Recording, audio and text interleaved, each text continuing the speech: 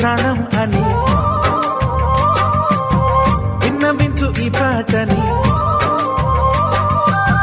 నువ్వు నా ప్రాణమని విన్నవించు ఈ పాటని.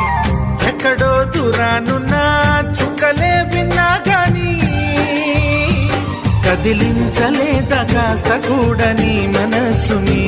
పరదాలు దాటి ఒక్కసారి పలకరించవేమి.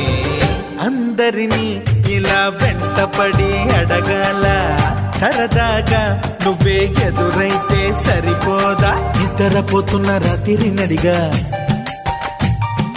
గుటికి చేరిన గువ్వల నడిగా